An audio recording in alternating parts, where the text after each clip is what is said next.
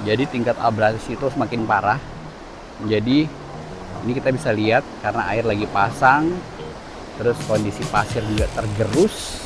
Dari sepanjang jalan yang gue lihat sih hanya beberapa spot yang kelihatan ramai, utamanya yang sekitaran Hotel Tronton tadi gitu ya. Masalah Pantai Kuta itu bukan cuman banyaknya pedagang kiri kanan jalan.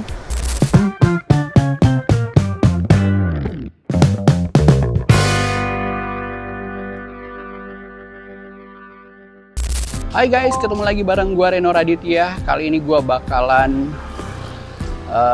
ngasih updatean ke kalian tentang bagaimana kondisi Pantai Kuta saat ini.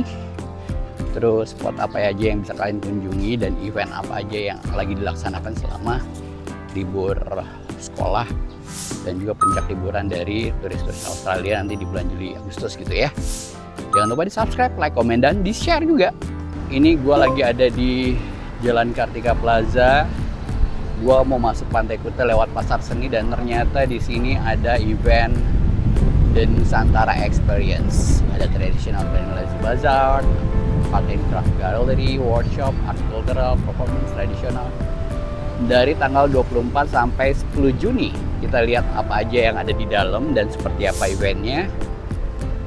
Jadi gua ke Pantai Kuta ini, ke Pasar Seni utamanya ini gua sekitar jam 1:30. Kondisinya tuh banyak tenda-tenda karena memang event Nusantara Experience ini dari tanggal 24 sampai 10 Juni.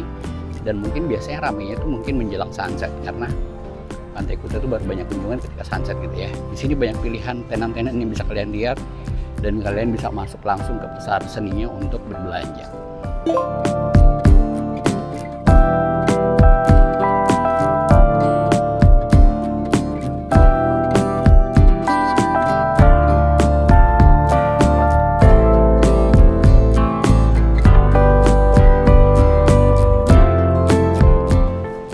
Kalian yang berburu oleh-oleh Bali, jadi di sini juga ada Kuta Mart Market. Pilihan barangnya itu bervariasi mulai dari daster, terus kerajinan seni juga banyak. Jadi sembari main ke Pantai Kuta, belanja juga gitu di area ini. Nah, pintu masuk ke Pantai Kuta tuh sebenarnya banyak. Lewat Pasar Seni yang tadi gua lewatin, terus juga bisa lewat depannya Hard Rock, terus depannya Beach Walk, pokoknya sepanjangan itu. Dan kalau misalnya kalian masuk dari Pasar Seni itu langsung di sini banyak tenan-tenan buat kalian nongkrong. Terus ada gedung shelter juga untuk posko penyelamatan kalau misalnya terjadi bencana misalnya tsunami. Terus di sini ada pura. Area depan sana itu biasanya digunakan untuk acara ngaben atau acara pemakaman bagi umat Hindu. Kalau misalnya kalian beruntung pas datang ada acara ngaben, tuh seru banget, bisa ngelihat prosesinya juga. Area parkirnya cukup luas. Mungkin karena di depan ada event, jadi kalau mobil agak susah masuk, tapi kalau motor sangat amat leluasa. Terus jalan ini juga akses menuju ke belakangnya Mall Discovery. Kalau yang di jalan depan ini menuju ke Hard Rock, ke Beach Walk. Serunya sih kalau sekarang gitu ya, main ke Pantai Kuta itu kan sepanjang bibir pantai itu banyak tenda-tenda buat nongkrong. Ya kafe-kafe, bahkan juga sekarang tuh mulai ada resto dengan bangunan semi permanen. Terus kalau yang di sebelah kanan ini akses Hotel Tronton Bali. Ini bisa menjadi alternatif juga buat kalian nginep di Hotel Tronton ini karena aksesnya langsung ke Pantai Kuta. Di sini beberapa banyak juga yang turis-turis asing tuh yang biasanya hobi ngebir nongkrong di area pantai. Jadi kalau kalian lihat kan, kalau dulu tuh Pantai Kuta tuh kita cuma jalan di pasir, sekarang ada pedestrian.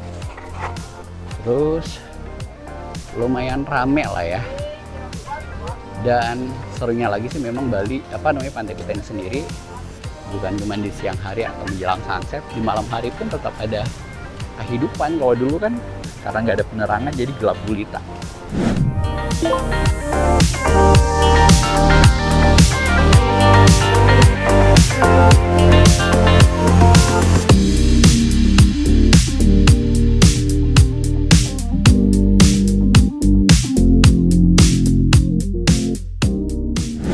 Kalau beberapa tahun yang lalu sih yang gua suka adalah di event yang diadakan oleh area penangkaran penyu ini. Biasanya itu ada pelepasan penyu. Cuman kalau sekarang kalau gue lihat sih memang sudah tidak ada aktivitas lagi gitu ya. Gue nggak tahu apakah masih jalan atau bagaimana. Itu biasanya tiap sore. Jadi ditentukan di hari apa itu akan ada pelepasan penyu. Sebenarnya tidak dipungut bayaran, hanya saja modelannya itu kayak donasi, kita berikan berapa untuk kelangsungan kegiatan dari penangkaran penyu itu sendiri.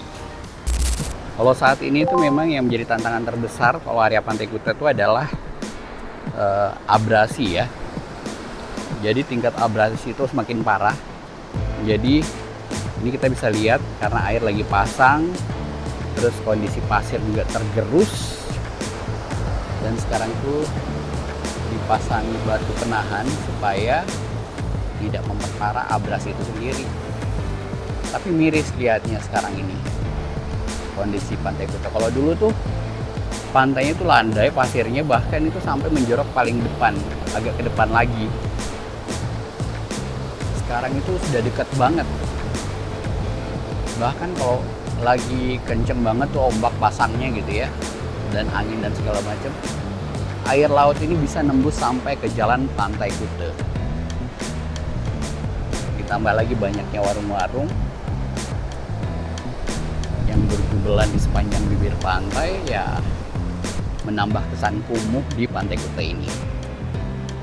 Ini gerbang kalau kalian masuk lewat depan Hard Rock atau Hotel Truntum, ini pas di sudut. Lokasinya di Hotel Truntum itu di samping kanan, dan ini langsung Pantai Kuta yang mengalami abrasi hebat kalau gue bilang. Jadi bayangkan titik air itu sudah sampai di situ dan udah dekat banget dari gerbang masuknya. Kalau dulu tuh gue ingat di tahun 2017-18 itu masuk pantai kita agak jalan lagi, agak jauh baru bisa sampai ke titik air. Memang bisa dibilang kalau tren wisatawan sendiri baik lokal maupun wisatawan asing pelan-pelan itu sudah meninggalkan area Kuta. Jadi mereka itu pindah ke daerah Canggu yang lagi hype banget. Sanur juga seperti itu, lagi pembangunan juga lagi marak-maraknya di sana. Apalagi daerah Uluwatu, di daerah Labuan Said tuh sampai ke daerah Suluban itu juga gencar banget pembangunan di sana, yang membuat akhirnya daerah Kuta termasuk Jalan Kartika Plaza, Jalan Legian, Pantai Kuta itu mulai ditinggalkan. Jadi karena memang Pantai Kutanya sendiri tuh udah nggak seasik dulu gitu buat kita nongkrong menikmati sunset. Ini gue tunjukin lagi area yang mengalami abrasi parah. Jadi masalah Pantai Kuta bukan cuman banyaknya pedagang kiri kanan jalan, terus masalah sampah juga yang tiap tahun dihadapin, plus abrasi yang memperparah kondisi Pantai Kuta itu sendiri. Dari sepanjang jalan yang gue lihat sih hanya beberapa spot yang kelihatan ramai, utamanya yang sekitaran Hotel Truntum tadi gitu ya. Kalau di daerah sini, ini setelah gerbang Hard Rock, di depannya Kuta Bex, ini lumayan sepi sih tempatnya karena memang areanya itu agak-agak longsor karena abrasi pantai itu sendiri gitu ya, dengan kondisi pasir seperti ini. Jadi itu tadi gambaran terkini yang gua kasih tentang Pantai Kuta. Tapi yang pasti kalau Pantai Kuta sendiri memang dari dulu tuh terkenalnya sepanjang jalan, utamanya di area pantai itu banyak hotel yang berjejeran ya, yang bisa menjadi alternatif kalian juga.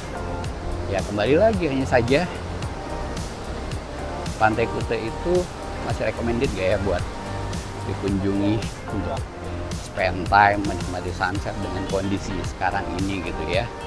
Kalau menurut kalian nanti bisa tulis di kolom komentar, dan yang pasti jangan lupa buat kalian untuk subscribe, like, comment, dan share di vlog gua Reno Raditya.